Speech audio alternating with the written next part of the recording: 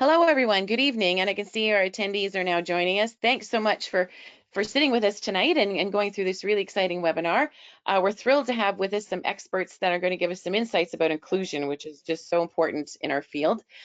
First, I'll introduce myself. My name is Robin McMillan.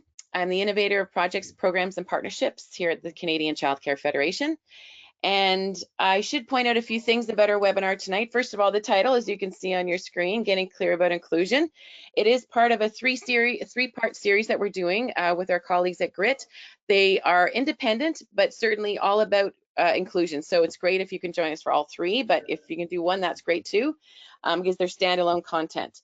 You will be muted during the webinar, and if you have a question, we want you to please just put it in the chat, and we'll be monitoring that and be able to respond to questions and concerns throughout the webinar. If it's about the technology or about a content question, that kind of thing, we're happy to answer them on the fly.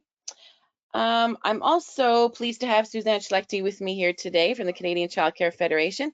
She's our Project Engagement Officer, so I'm going to pass it over to her, and then she's going to do her bit and then pass it over to our content experts this evening. So I will close off my screen and I will join you again after the webinar is at the end. Thanks. Over to you, Suzanne. Thank you, Robin.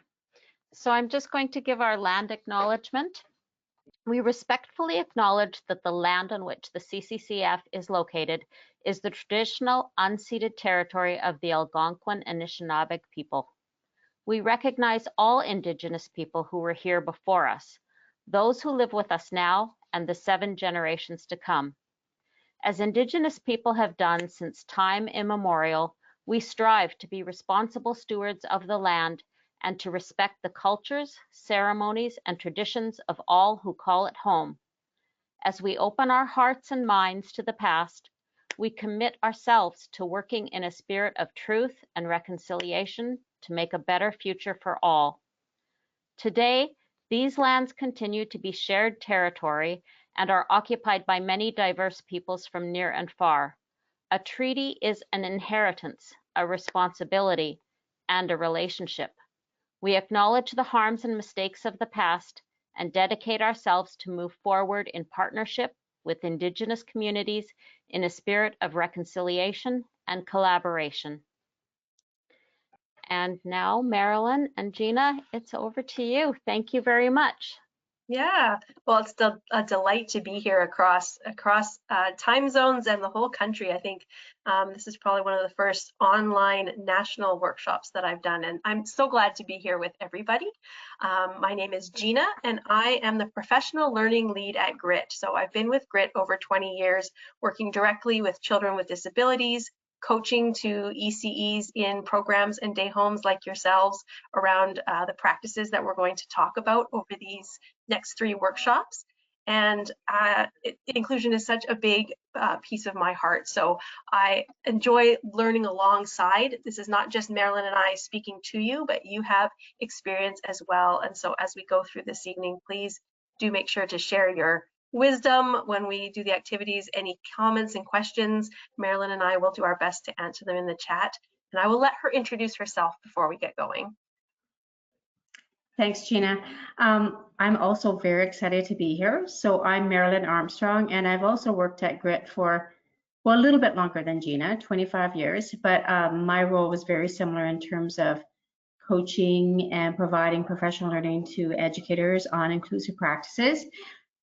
So Gina and I both did that work in Alberta, and now I'm managing a project where we're working across Canada. So it's really exciting to be doing this national webinar with all of you. So welcome to the learning, and we're excited to get started with you all. Yes.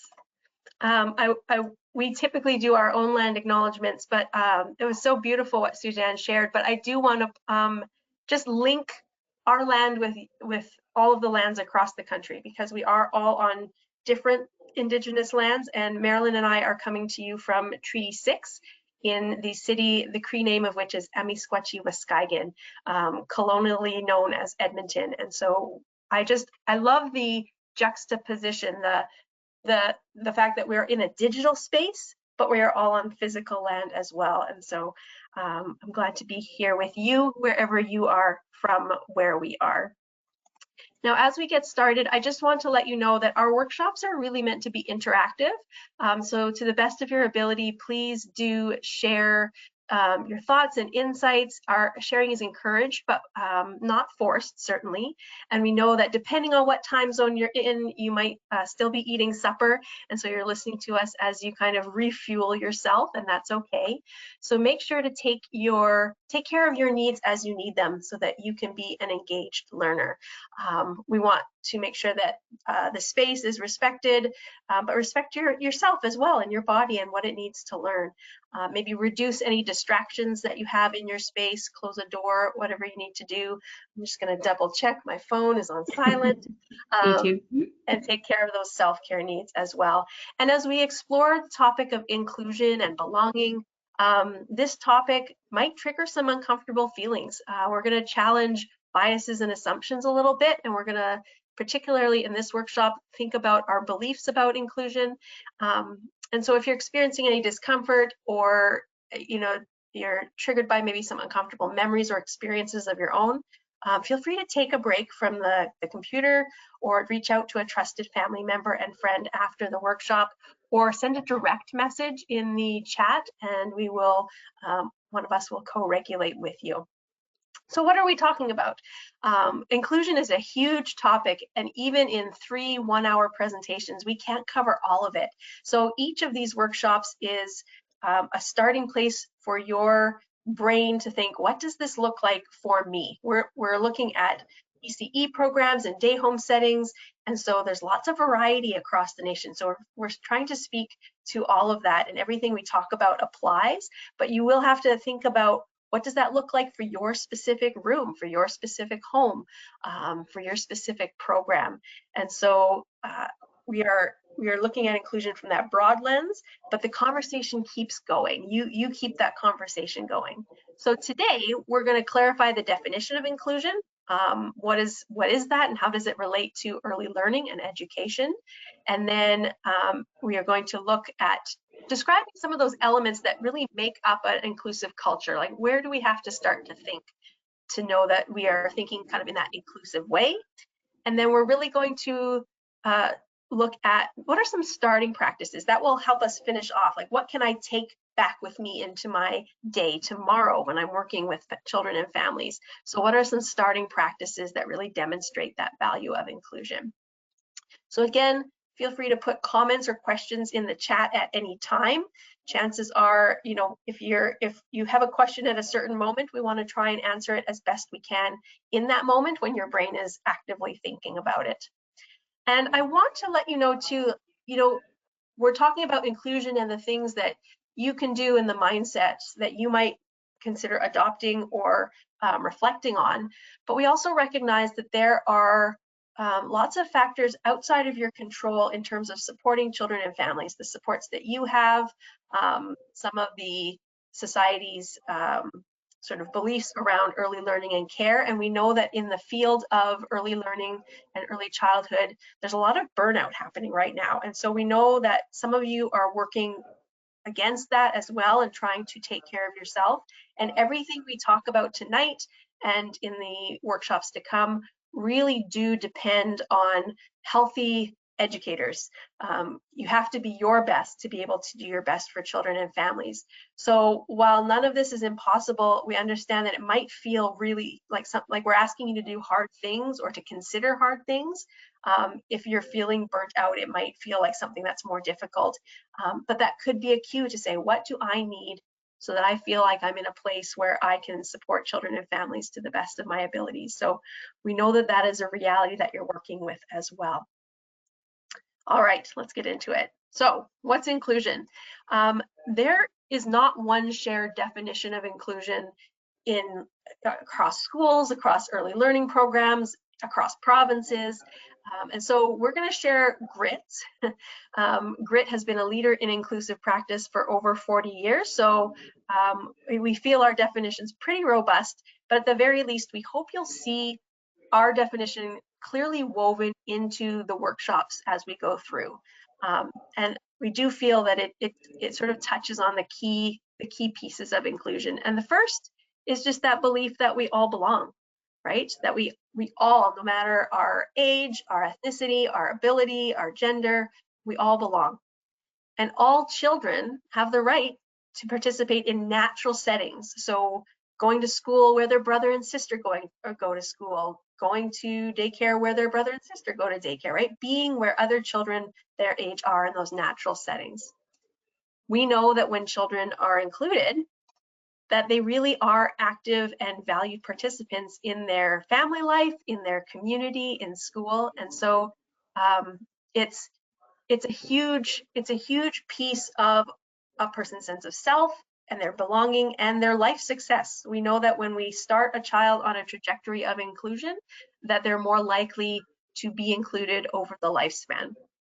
And while this definition applies to all of the different groups, some of which I just mentioned, right? Like age, gender, ethnicity, language, any groups of people that historically have been marginalized or are still marginalized. I want to be clear that this workshop and the next two, we are really focusing on inclusion as it relates to supporting children with disabilities, and that includes neurodivergence. So we're looking at kind of that intersection of inclusion, disability, and neurodivergence. But everything we're saying applies to those other intersections as well. All right, so if this is the definition, how are we currently doing? I was so excited to look at some really recent, like 2024 recent statistics across Canada of children with disabilities. And I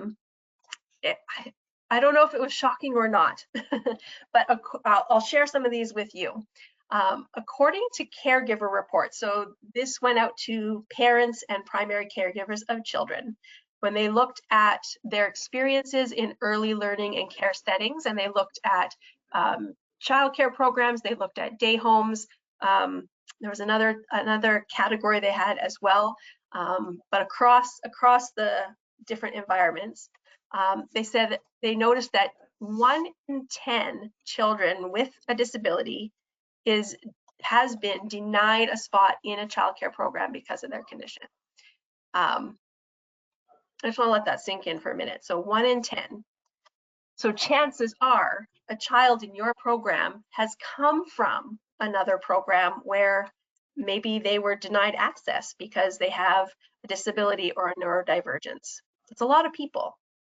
Now that's across all of the disabilities that they tracked. When you broke it down a little bit further, if you looked at physical disability, 1 in 4 children with a physical disability was denied access because of their condition. So that's motor, vision, hearing impairments, some of those really physical things. And you kind of get it, right? If your building's not accessible, if you're on the second floor of a shared office space and you don't have an elevator and a child's in a wheelchair, it definitely makes it hard. That's 25% of children. That's a lot. I'm looking here, there's 200 people here tonight. That's 50 people who wouldn't have been allowed access, right? That's a lot. And the same goes for children with emotional conditions. So they looked at like ADHD and anxiety and oppositional defiant disorder. So again, nearly 25% of those children are being denied access or have been at least once, according to their caregivers. And this is the opposite of inclusion. These statistics are not what we want, not really what we want to see. And I think there's often the responsibility of the child and the family to kind of figure it out, but it's not their responsibility. It's certainly not the child's responsibility at the age of 2 or 3 to fit themselves in and to make themselves fit into the system of early learning and care. And it's not the sole responsibility of families either. We have a role to play. And so we do want to look at our practices and the systems we operate in. And I think that's why most people are here this evening. You're recognizing, I want to make sure I'm doing inclusion well. And so you're taking the learning that can enhance that. So I'm so glad you're here, because it just tells me that you're the kind of educators that want to start turning these numbers around. So this workshop and the other two in this series are really going to invite you to consider things like, do I value inclusion? What are my beliefs about inclusion? Where am I doing inclusion well, right? And where maybe do I need to change or refine some of my practices? And where do I need more support from others? Because you're not alone. Even if you're in a day home and you operate, it's just you and 6 children, you shouldn't be alone. There should be some supports for you as well. And so who are those people? So those are some of the reflective questions to kind of keep in the back of your brain. So in terms of the definition of inclusion, let's also talk about where we've come from, because it's important to know where we've come from to help us determine where we're going. So this is the evolution of inclusion, and it starts on the far left with exclusion, right? This is the complete removal of anyone who's considered different. Those with perceived differences are kind of removed from the group that's seen as quote unquote normal or superior or better in some way. So historically, we see this in institutions for people with disabilities. We also see this historically in residential schools. So exclusion is a reality that has existed and still exists in some places around the world as well. And then we recognize that that's not really a way to treat people. So we started thinking about segregation, where those with perceived differences are kind of grouped together, right? Their existence is finally acknowledged, but they're still separated from the majority group, right? There's still an other. And so in education, and early learning and care is a type of education, this kind of came out of a false belief that what the child needs to learn can only happen with specialized teachers or specialized equipment or specialized activities, right? That it was just better to have them in that separate group. And so that's kind of where separate schools came from. But we also historically see this in segregated schools for Black children versus white children, right? That is a form of segregation. And certainly there's no specialized anything that's required to teach children of different ethnicities. But we do still see segregation today in those schools that are, only for special needs children. And this includes schools for the gifted as well, right? That is a type of segregation, just at the opposite end of what the continuum we're usually looking at. So integration, we're moving up the continuum now. This is physical inclusion, but without that meaningful participation. So we might see this in a school that has a special education classroom in it. I know my high school was like that. We had a special ed room on the first floor, and those kids joined us for assemblies and for some of the big events, but they kind of did their own thing, but they were still in the building. And in the 90s, when I was in high school, that was like a big deal, right? We thought that was inclusion, but it's actually integration.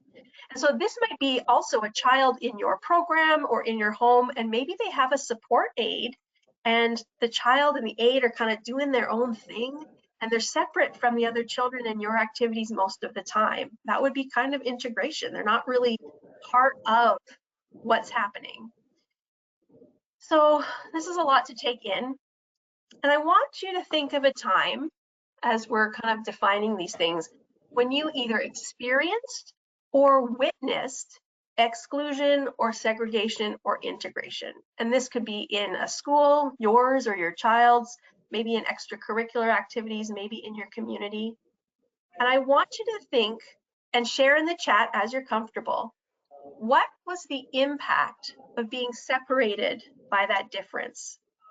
And how did it make you feel? So feel free to share your thoughts in the chat. I'll give people a second to type.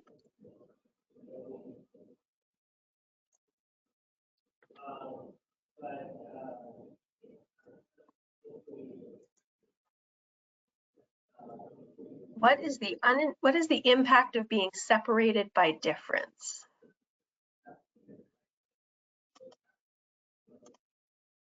And I don't know, Robin, if it's a separate chat, if things come up.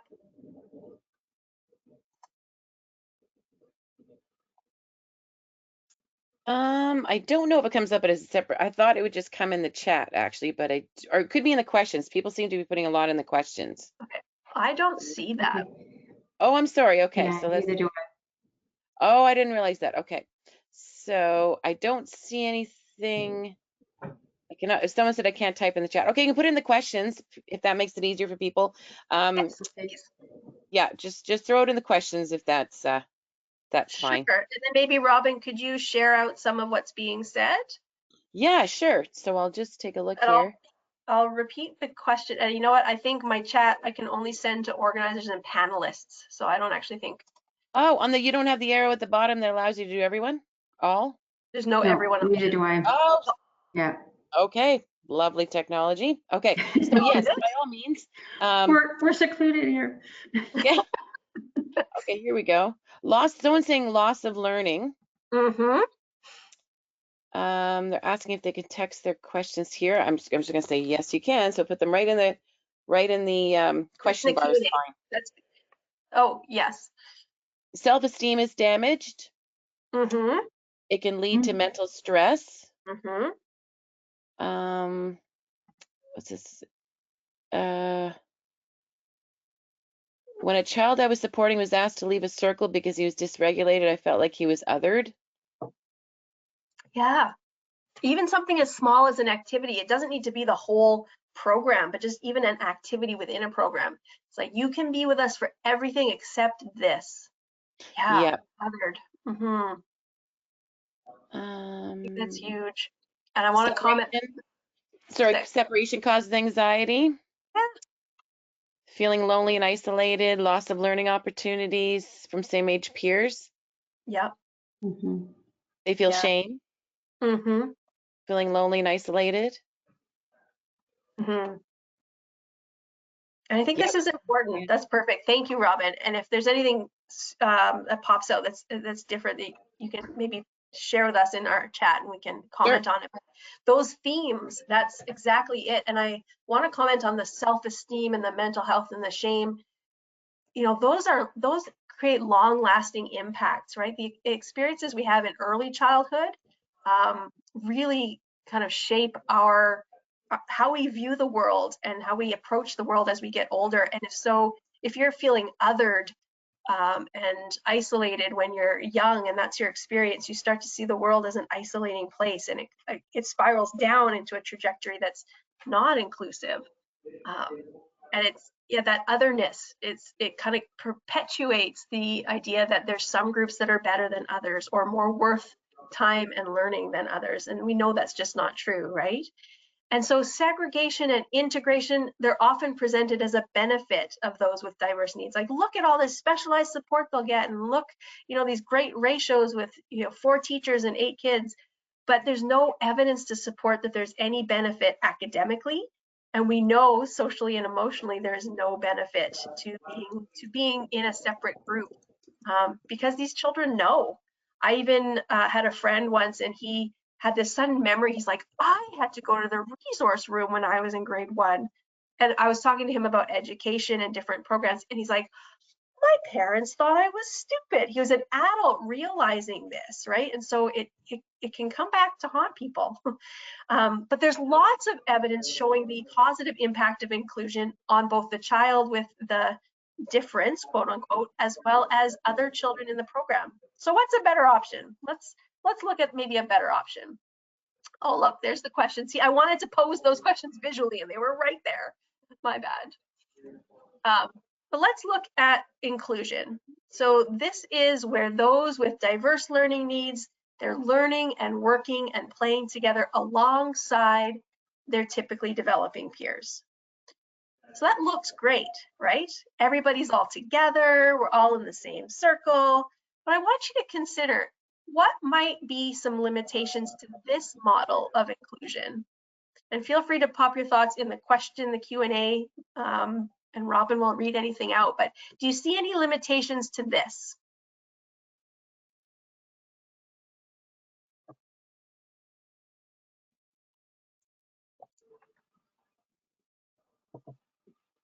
That's a tough question, Gina. It is a tough question. Yeah, it's a hard one. I had to wrap my head around that the first time I was asked that one too. And you know what? I didn't ever see it on my own, but Shelley Moore has a video on this, and there's a QR code in your handout for this bonus video. And she says this is her model, and she said she got feedback from others, and they were absolutely right. They're like, this is not the best we can do. It is inclusion, but is there something even better than that? And if we look, if you look, there's green dots, and then there's all these mixed color dots, and the mixed color dots are the ones with these perceived differences, but it still shows an other, because there's the green and then there's the mixed, right? It's still separating into groups, even though we're all in the same bubble. And so it's still othering people, and it doesn't actually even acknowledge people with invisible disabilities that look like green dots, but maybe aren't necessarily. So we can all be in the same circle, but that doesn't mean we're all feeling a sense of belonging or receiving adequate support.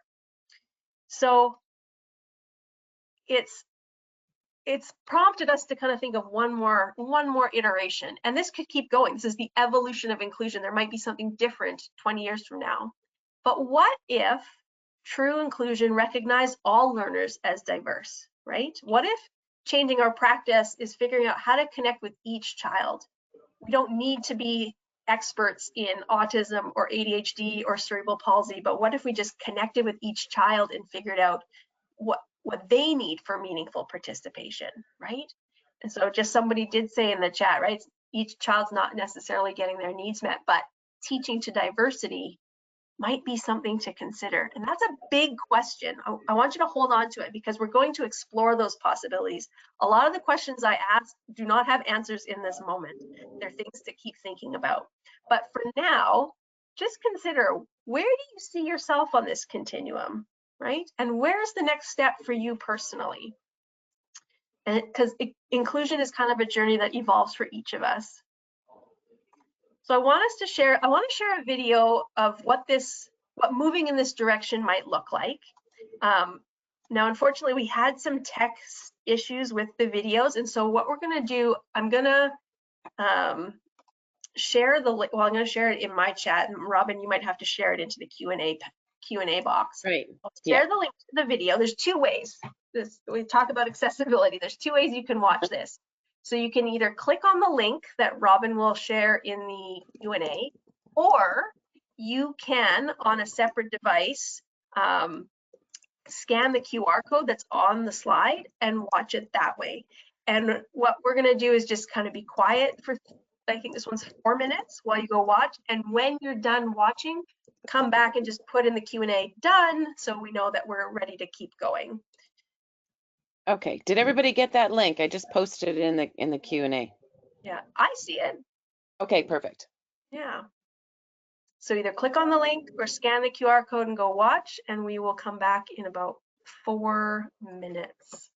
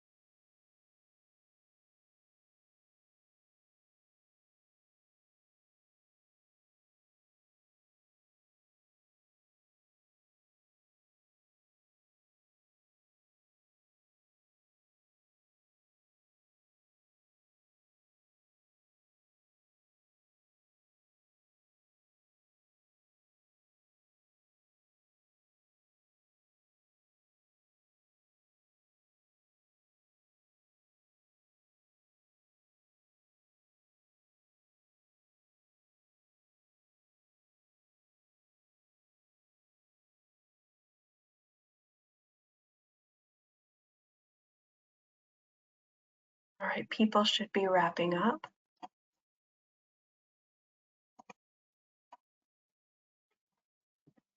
Yes, that was amazing, that video. I know people were struggling, and I appreciate that, and I'm really sorry. And for sure, for the next webinar, we'll alleviate this technical issue. We'll come up with a better way of doing it, and I'm very sorry. But we will include that link with the follow-up email as well, so you won't be missing it at all. And it's a wonderful little piece, and thanks for putting that in there, Marilyn and Gina. And certainly, I apologize for not being able to access it during your presentation, but we will remedy that with the follow-up email. No worries, no worries. And I'm recognizing, I just want to be mindful of time too. So we won't necessarily debrief this. And I want to clarify that even though this was in a school setting, the principles apply for early learning programs and day home environments as well, right? That level of, you know, someone who is with a child, you know, doing everything with them and separate from the group, and the idea of allowing a child to reach their full potential, and are we doing what's in the child's best interest, or are we doing what feels like it's our best interest as we try to do our jobs? And so I want you to consider how this video made you feel about inclusion. How did it kind of maybe you were like, okay, yeah, I got this, we can do this. Or maybe it makes you feel a little uncomfortable. I know a lot of time when I share this video with educators, it does feel a little uncomfortable because we're like, how am I supposed to make that work? Like, I love the idea. How am I supposed to make it work and be smooth? Sorry, yes, we're using the term day home, family childcare, home childcare. It's a different terminology across the country. So thank you for correcting the language for me, Robin. So depending on the messages we've learned around inclusion, the messages we've learned around disability or our own experiences, and the resources we feel like we have available to us, we might feel sometimes very confident about what we're doing to support inclusion, and other times we might not feel very comfortable at all. I remember being an educator, trying to support this child one-on-one in the morning routine before he got on the bus for school, and he was a tricky little fellow, and I would cry on my way to the daycare in the morning, being like, I don't want another day of this. And I went to my director being like, I can't do this. I don't know if he should be in our room. And so I remember being in that position, but once we got the right supports in place for him, it was a completely different story, and he was a completely different person. So if you're in a tough place, part of the question that you want to reflect on is, what might it take to feel more confident more often? Some big questions, and that's just objective one. So take a deep breath.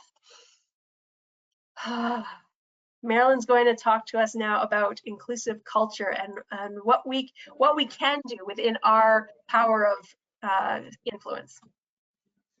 Thanks, Gina. And I love that video because it was also a perfect segue, because they talked about that inclusion is a culture, it is a mindset. So we're going to have a chance here to kind of dig into that a little bit. So I just want to talk first about, you know, this idea about getting clear about inclusion.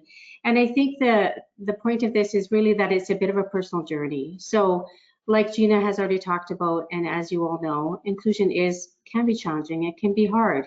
When we saw that video, we could see clearly that this aide is doing her best in the moment, and yet it's not quite right for that child. So it's not an easy process. And we know that, but we do know that anything we do, any classroom strategies we use, they need to be supported by an inclusion mindset. But we're not going to get that mindset overnight. We're gonna come to it by having our beliefs and our values challenged, and by sometimes having those tearful moments that Gina described and going to someone for support. And so, you know, when I think about myself, I think about lots of moments that happened for me to help me think about inclusion and the importance of inclusion. And sometimes we hear people saying, well, inclusion is right if, or inclusion is right when. And I'm sure I felt that way in my journey as well. But I know one pivotal moment for me was when I was working with a family, and they were looking to put their child in the kindergarten program of the school that their son went to, and they were denied access. They were actually out of the boundaries, and so they were not told that they could not go because their child had a significant disability. And I had just put my children into kindergarten the year before, my two sons, and I could have gone to any school I wanted to. We lived in the same city, and I could have gone to any school I wanted to. And I just was struck by how unfair it was. And, you know, here's this family and this child who I had come to really care about and saw so many strengths and abilities, and they were being denied access. And it wasn't even a question for me. And what was the difference, right? So I think we all come to these moments where we really start thinking, but wait a minute, it's not right, and what can I do about that? And again, some of us may take a little bit longer to get there, some of us will have different moments, and it's definitely a journey that takes some time.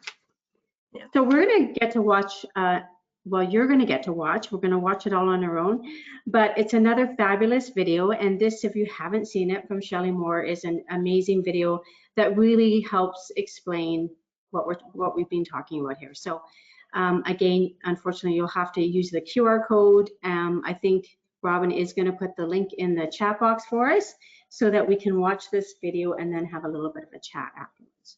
Yep. Okay, let me just do Awesome. that. Yeah. And this one's 3 minutes.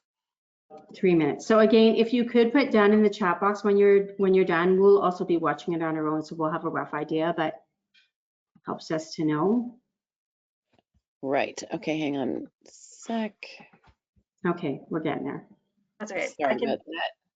I can paste it as well. There we go. Might have to repeat. There you go. Perfect. Yep. Okay. And again, if you Awesome. can't get it, you can't use the code, not to worry. We will send the links in the email tomorrow, and I apologize for that, but I know that some of you were able to and some of you weren't, so don't get panicked about it. You'll be able to Okay. see it for sure. We'll send you the links.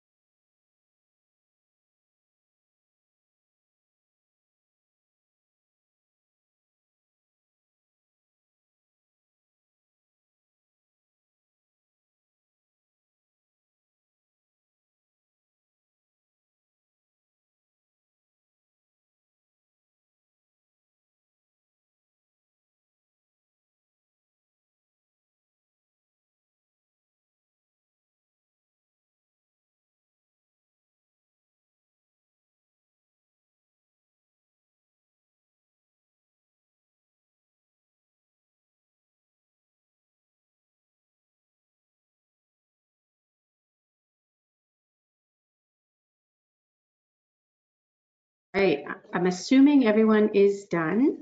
I'm hoping so. And I'm hoping you enjoyed the video as much as I did.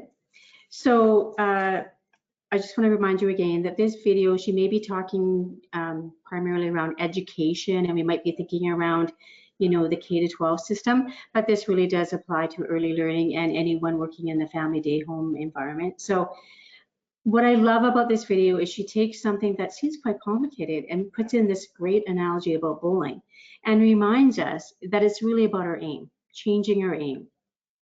So it's really powerful to think about what can we do different.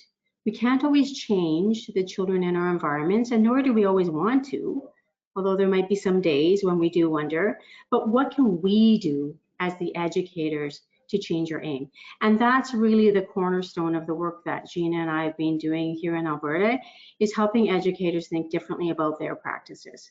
So knowing that when we don't aim just for the middle, or we don't aim just for those children that we notice that are developing in the ways that we might expect them to, but we start aiming for the children that maybe seem to be participating in a way that we have wonderings about. We start aiming for those children, or the diversity that we see. And we start aiming for those children that might have a diagnosed disability, or maybe their behavior is challenging to us. Then we can support all children more effectively, because those practices that work for those children work for everyone. That's that whole universal design for learning. So I don't know if people had some comments watching the video. I know unfortunately, I can't see anyone's comments. I think Gina might be able to answer in the chat box, but hopefully you took some inspiration from that video. But it just really does help us think about a different way of approaching the way we support children. So Gina, I'm going to get you to move forward. Absolutely. And just as a teaser for next week, we're going to look next week at some of those kind of outside pin practices that support all children. So do come back. Thank you. Yeah, thanks, Gina. Okay, so another thing when we think about changing our aim, it really forces us or puts us in a space where we need to think about some of our biases and assumptions. And these are things, biases and assumptions are something we all carry. We may not even know we're carrying them. And if someone brings them to our attention, we might even feel a little bit upset or hurt. But really, it's about knowing they're there. We all have them. They come from many different places, how we were brought up from our own family background, how we might have raised our own children or caregived others in our early careers as educators, even the education that we took. So some of us came to this role as an educator, and we might have taken our early childhood education many years ago. Some have taken it just recently. Some came from other educational backgrounds. And then, of course, there's cultural beliefs. We don't all come from the same culture, so we all have different ways of looking at the world and different understandings. And even families from the same culture will have different understandings. So, and another thing is our hot buttons. And I'm just going to talk a little bit about hot buttons because it might be a term that you're not used to. But hot buttons are those things that a behavior that we might see a child display that just really gets our goat. And so I'm just going to share with you one of mine. So I was an educator working with children many, many years ago, before I knew about these inclusive practices. And when I think back, I know one of my hot buttons, even though I didn't realize it was a hot button at the time, I didn't know that terminology. One of my hot buttons was when I would ask children to do something and they didn't listen, right? So I would ask them to do something, and what I asked them to do didn't happen. So I thought they weren't listening. Maybe I thought they weren't being compliant. I hate to use that word now, but that's probably what I was thinking to my request. But when I really stopped to think about it, and I thought about my feelings, and though my hot button being triggered made me feel ineffective, it made me feel disrespected in some cases. And so when I really think about those feelings and where it comes from and what I can do about that and reframe it, rather than thinking that children aren't listening to me, I have to think about what's my role in that. So maybe they're not understanding because I'm not giving good directions. So I can think of an example of, standing in a doorway, yelling at some children who were outside playing in this gorgeous playground we had and asking them to come inside for lunch. And here I am expecting that they're going to listen, but they're engaged in play. They may not hear my words. They may not know I'm talking to them. So I might have felt frustrated by that, but I was using very poor practices and not being aware of that. So hot buttons are really pivotal for us to think about as we move forward in this. So that's just something that I think we're going to explore that a little bit more next time too. So something to think about. And I think we're going to move on to the next one. I know we're using up all of our time because we've got so many great things to talk about. So this is where we're going to start talking about some of those starting practices. We're just going to think about a place to start and what you can start doing tomorrow or later on this week. So we want to think about 5 practices that demonstrate inclusive mindset. So these are things from the literature and things that Gina and I have learned along the way. And the first one is really important, and it's about presuming competence. It's really believing that children are competent and capable. And we know that that's something that image of the child tells us. And we know that we want to believe that for all children, but sometimes when a child has a disability, that becomes a layer that affects our feelings, and we may not really believe that to be true. We also want to make sure that we're letting the child show us how they are capable, right? And that we're also, when we presume competence, our relationship is with that child and not that aid. So in the video, we clearly, we heard that child saying that their aid was a barrier to their interactions with others. So we really have to think clearly about that. Presume competence. Then we also need to make sure that we're aware of the language we're using. We need to use inclusive and appropriate language. And I know it can be challenging because language changes. It's not always the same. So some of the terms that we might have used years ago are not appropriate anymore. But we need to think about saying disabled instead of handicapped. We need to think about using children's preferred pronouns. We need to think about how we frame our conversation about children whose behavior is challenging to us. So instead of saying a behavior child or a bad child, we talk about a child that's communicating something to us with their challenging behavior. So that's something that we really need to do when we're thinking as an inclusive mindset. And we also need to think about, why do we need to describe children with their diagnosis? So if we have a child in a room that has autism and they love trucks, why do we need to say to someone, my child with autism loves trucks? We can just say that Joey loves trucks, right? So we don't have to always use their disability as a qualifier. We have to be aware of our biases and assumptions. So we talked about that in the last slide. So again, think about your hot buttons. Think about what's really challenging you as an educator and address that. Think about the environment you came in, and think about the culture and the culture of the other children and the educators in your space, and talk to each other about that. So make sure that you're having that dialogue with the people that you work with. And if you're a family day home educator, have that dialogue with the families that you're working with. Make sure that you're just really exploring that. And then another important thing is consultant if they have one. I know some agencies work like that, where there's consultants to support. Absolutely. Yeah, that's a great reminder. Yes, so you're not alone as a family day home educator. You have consultants. You probably have your also circle of other educators to support you. And then we also want to make sure we challenge the status quo. So we all have a different status quo depending on our experiences and some of our biases and assumptions. But some things that might be true for you is, some of us assume that all children have to do the same activities at the same time in our program. So it's time for center time, or it's art time. So is that something that we really need to hold on to, or can we let that one go? And then we need to think about how we communicate with families as a status quo. So we might be so used to just sharing resources in English, but we might have to recognize that a lot of our families are newcomers. So how can we ensure that we're sharing resources in a language that works for them? How can we make sure that the materials in our environment speak to the children in their home language? So just really thinking about doing something different than what you've done before. And then for me, the most important thing is really ensuring that we prioritize and connect with every child and family.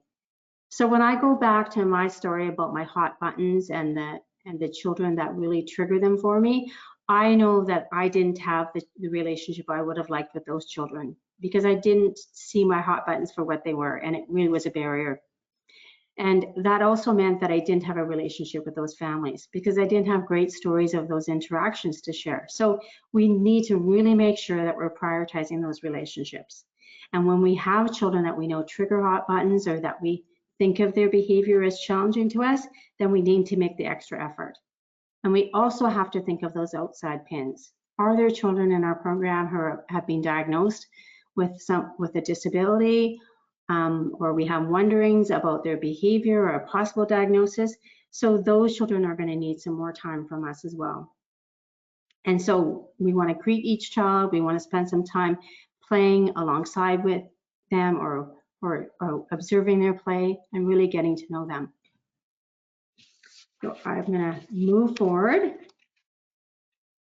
Okay, so over the next week, this is a little bit of a challenge for you. I really want you to think about what your hot buttons are, okay? Think about a child in your program, your day home. What are your hot buttons? And be really honest. I've had educators sometimes tell me that they don't have any hot buttons, and I appreciate that some of us might have more than others. I mean, I could probably come up with quite a list from when I was an educator, but I think all of us do. It's just only natural to have hot buttons.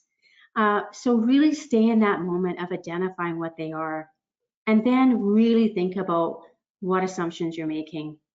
How are you feeling about those hot buttons? What assumptions are they leading to? What could you think instead? Reframe that for yourself so that you can really support that educator. And then really think about what's one way that I can connect better with that child tomorrow and with that family. We want to build those relationships. And we know that it's not easy. It takes time, but the effort is worth it. It's really important that we really think about children and how we can support them. And I do know from my own experience that when we take the time to do that, we see children in a different light and they see us in a different light. And I can tell you from experience of coaching educators, sometimes they'll ask you to come in and observe a child, and they ask you to notice the behavior that is challenging to them. And I know I've been in this place before, but oftentimes we get so stuck on the behavior that's challenging us that we forget to see all the other wonderful things happening. So change your lens, change your aim, change your view, and it's going to make a huge difference. Gina, I feel like I see you typing away. So is there anything that I should share from the chat box or that we want to talk about? No, I'm just sort of answering a question. Okay, awesome. Yeah. So it's 6:55 and we're on our last slide. And so this is just a reminder that inclusion is the celebration of diversity put into action. So when we include everyone, then we are respecting diversity. And there is so much diversity out there, neurodiversity, children with a diagnosed disability, so many intersections like Gina talked about. And it really starts with us changing our mindset. And we can do it. It takes some time and it might be hard work, but we can do it. And when we do that, we see that it's not about bad children or bad behavior. It's about what their behavior is communicating. And the challenging behavior is just the vehicle they're using to communicate that to us. So I see that we have a couple minutes left. And Robert, I was wondering, we had a couple questions that came our way before the webinar started. So one of them was around how to deal with a child with bad behavior. So I was trying to address that already to say that really it's about seeing that it's not a bad behavior. It's communication and understanding what that child is communicating and building that relationship. And then there was another great question about inclusion looking different in so many ways. And how do we know we're doing it when every child is so unique? And they're different in their capabilities and the milestones that they've met. And so for me, I think about participation as being a goal. So we know that when we presume competence, we want to think about children and how they can do things independently, but we also want to think about how can they participate. And that video that we had you watch is a perfect example of that for me, because we saw that child participating with their peers. And then when we have children in settings that are not truly inclusive, that are integrated, they're not participating with peers. And so really, I think our goal is to think about how can we help that child participate. And if they're participating with their peers and they're learning alongside their peers, then we're really doing what we need to do around that. And then there's some other questions about, is this part of the inclusion workshop? So this is it. Yeah, you guys are, I think Gina made that clear at the beginning, they're standalone, but we want you to come to all of them if you're available. And we're really excited to have you here. So I think that kind of brings us close to the end. Robin, is there anything? Oh, Gina's got her finger. Yeah, there's one question that came into the chat, and I started typing and I'm like, no, I want to speak to this verbally, because Marilyn talked about challenging the status quo, and this might come up from other agencies as well. So this is clearly an educator in Alberta, because they said they had a grit educator working with a child, always taking the child out of the room to work with that child that they were assigned to work with one-on-one, which doesn't sound very much like inclusion, does it? No. When we talked about what we were doing earlier, which does go to show you, we're all human. I can't, obviously, without context, I can't speak to what's happening. I don't know that person or that child, but I do know that some staff, right, that organizations hire also have their beliefs about what is inclusion. And so I wonder two things, not having any context, but I think it's important to differentiate a couple things of what is and is not inclusion. So certainly, if you are in an early learning care program and a child has a support staff, like often is the case with GRIT, the EA will follow that child into the daycare center, and they are out of the room for that child's full program time. Absolutely, you as an educator, you can advocate for that child and go to that agency's team, or that team's agency, like go to GRIT, go to whatever the name of the organization is, and say, hey, I'm just noticing this is happening, and we'd really love for Joey to be in the room, and how, like, is this how it works, and tell me more, and what is this? Like, you can bring your concerns to the organization. I know that has been done at GRIT when there are concerns about an EA's participation in an early learning and care setting. We need to know, right? The agency needs to know. Sometimes they're unaware of just what's happening. But I also want to point out, if the EAs may be taking them out for like 15-20 minutes of their kind of 2 or 3 hour program time, like that's how long the EA is there, that might be to work on some very focused, targeted, almost therapy type, right? Because children often have goals around walking or feeding or talking or different things. And so some of those things do need to happen. There's some teaching that might need to happen in a focused, quiet, non-distracting area, or maybe it's gross motor and they just need a long hallway to be able to go up and down, and the classroom's not conducive to that. So it's kind of like learning a lesson. You have to kind of learn it in the classroom before you apply it to life. You did driver's education before you started driving on the highway.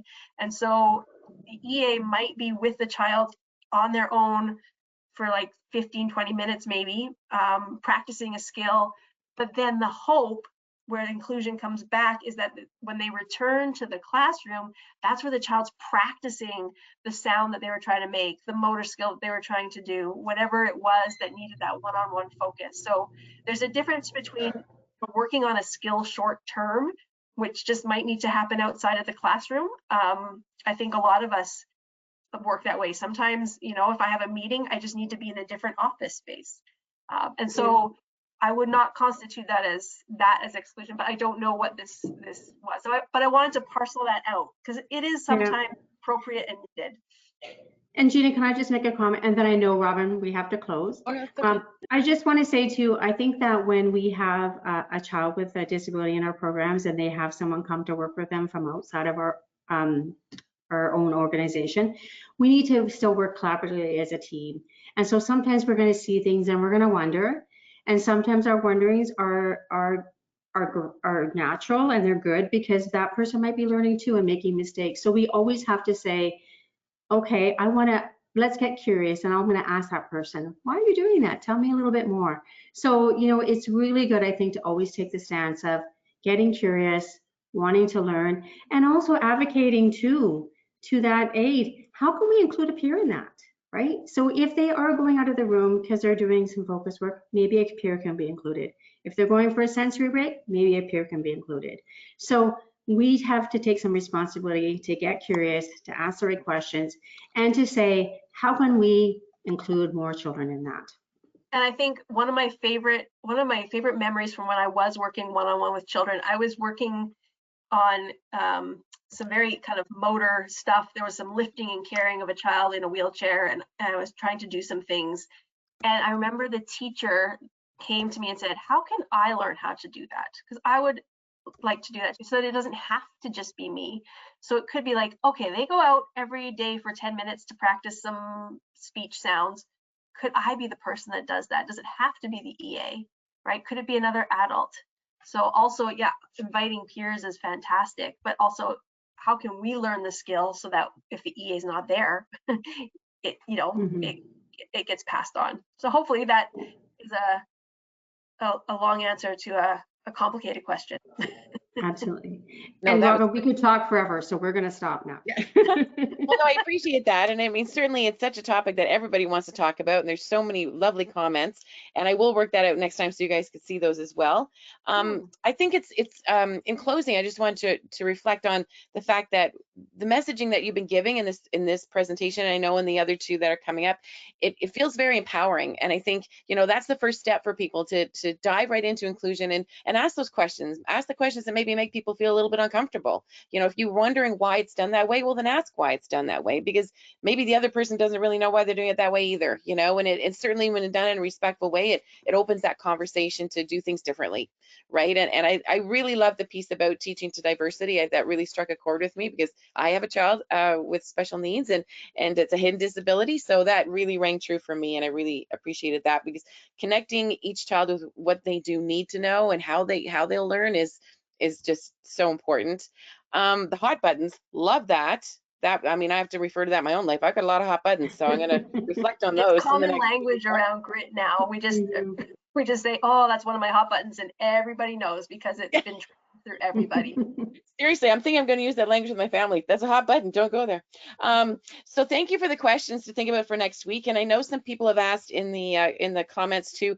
You will be receiving your professional development certificate for this hour of PD. We will be sending those out by Monday.